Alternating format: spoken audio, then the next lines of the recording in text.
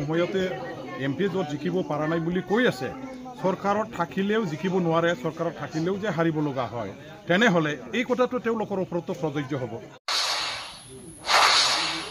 Sir আজি লেম্বু বস্তি গাঁৱৰ সকলো ফেমিলিয়ে যোগদান দিছে বিজেপি দললৈ কি ক'ব? আমাৰ লেম্বু বস্তি এইটো নেপালীবিলাকৰ এটা বস্তি হয়। আমাৰ দতমা BTC সমষ্টিৰ অধীনত থকা গাঁও আৰু টোটেল ইয়াত 22টা পৰিয়াল আছে 22 ঘৰ আছে ইয়াত আৰু 22 ঘৰৰ ভিতৰত বেছিভাগ আমাৰ এই অঞ্চলৰ বা এইখন গাঁৱৰ ৰাইজে UPPL ছাপৰ্টাৰ আছিলে।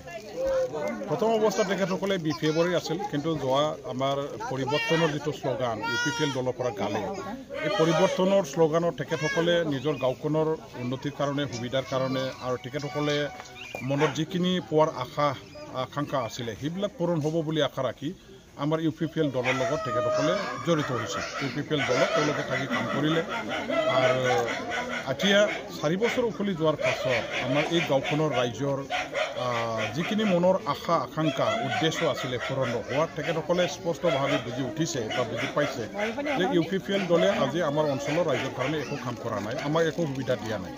গতিকে তেনেকুৱা ধৰণৰ কাম নকৰা দলৰ লগত আমি এতিয়া থাকিব নোৱাৰোঁ। আমি UPPL দলটো বিশ্বাসঘাতক দল হিচাপে এতিয়া গণ্য কৰিছোঁ আৰু এই বিশ্বাসঘাতক এটা কাম নকৰা অকৰ্মণ্য দলৰ লগত থাকি পেলাই ৰাজনীতি কৰাটো ঠিক নহ'ব। গতিকে আগে পিছে যিহেতু হাগ্ৰামা মহিলাৰ BPF দলেহে কাম কৰি আহিছিল তেখেতৰ আমলতহে উন্নতি BTCত হৈছিল আৰু আগলৈও এই উন্নতিৰ কামটো BPF দলেহে কৰিব। গতিকে অহা নিৰ্বাচনত আমাৰ MP নিৰ্বাচনৰ যিটো মানে প্ৰাৰ্থী BPF দলে আমি থিয় কৰাইছোঁ তেখেতকে আমি ভোট দিবৰ কাৰণে UPPL দলটো থিয় কৰিছোঁ আৰু BPFৰ লগত থাকি পেলাই কাম কৰিম বুলি আজি গোটেই 22টা ঘৰ যে ইয়াত আছে এই 22টা পৰিয়ালৰ আমাৰ প্ৰত্যেকজন পৰিয়ালৰ সদস্যসকলে মুৰব্বীৰ পৰা আৰম্ভ কৰি আমাৰ BPF দলত যোগদান কৰিছে। এতিয়া আমাৰ এই লেম্বু বস্তিত UPPL দলৰ এজনো ছাপৰ্টাৰ নাই। গোটেইবিলাক আমাৰ হৈ গ'ল গাঁও সহকাৰে গাঁৱৰ গোটেইখিনি আমাৰ এতিয়া হৈ গ'ল। ইয়াত BPF দলৰ বাহিৰে বেলেগ দলবিলাকৰ একো মানে ভেটি নাই, এওঁলোকৰ কোনো কৰ্মীও নাই সদস্যও নাই, আমাৰেই হৈ গ'ল।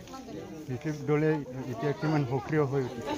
BPF দল এতিয়া চবতকৈ শক্তিশালী এটা ৰাজনৈতিক দল হিচাপে BTC অঞ্চলত নিজৰ পৰিচয় আৰু নিজৰ শক্তিটো প্ৰতিষ্ঠা কৰিব পাৰিছে। BPF দলৰ লগত লাখ লাখ আমাৰ ৰাইজৰ সমৰ্থন আছে। অন্যান্য দল যেনেকৈ আমাৰ UPPL বা BJP বা কংগ্ৰেছ যিসকল দল আছে এই দলবিলাকৰ কৰ্মীসকলে নিজৰ দলবিলাক থিয় কৰি পেলাই BPF দলত দলে বলে সদায় যোগদান কৰা সদায় জড়িত হোৱা এইবিলাক বহুত চলি আছে, আগৰ পৰাই চলি আহিছিল, এতিয়াও চলি আছে আৰু BTC অঞ্চলত ক'বলৈ গ'লে এতিয়া 80% জনগণে ৰাইজে BPFৰ হৈ গৈছে আৰু BPFৰ লগতে কাম কৰিছে। গতিকে শক্তিশালী দল বুলি আমি আজিৰ দিনত যদি ক'ব লগা হয় বা যদি ক'ব লাগে আমি BPF দলটোকে ক'ব লাগিব। সেইটো একেবাৰে যুৱ সত্য, সেইটো কোনেও অস্বীকাৰ কৰিব নোৱাৰে। আমি ইয়াত চবতকৈ শক্তিশালী দল। UPPL দলৰ নেতাকেইটা তেখেতসকলে গাই থাকে BPF চৰকাৰ থাকোঁতে MP জিকিব পৰা নাই, এতিয়া কেনেকৈ জিকিব বুলি তেখেতসকলে কেনেকৈ জিকিব তেনেহ'লে সেইটোৱেই যদি হয় BPF দলে চৰকাৰত থকা সময়তে MP য'ত জিকিব পৰা নাই বুলি কৈ আছে চৰকাৰত থাকিলেও জিকিব নোৱাৰে চৰকাৰত থাকিলেও যে হাৰিব লগা হয় তেনেহ'লে এই কথাটো তেওঁলোকৰ ওপৰতো প্ৰযোজ্য হ'ব। তেখেতসকলেওতো এতিয়া চৰকাৰত আছে, চৰকাৰত থাকিলেওতো তেখেতসকলেওতো তেনেহ'লে হাৰিব লাগিব। এই কথাটো তেওঁলোকে নিজে নিজৰ হাৰিব লগা হোৱা অৱস্থাটো উদুঙাই লৈছে নে নাই? তেখেতসকলে চৰকাৰত থাকিও যে BPFে হাৰা বুলি কৈছে তেওঁলোকেওতো হাৰিব তেনেহ'লে আৰু হাৰা লাইনতে তেখেতসকলে আছে যিবিলাকে চৰকাৰত নাই তেখেতসকলেহে জিকিছে।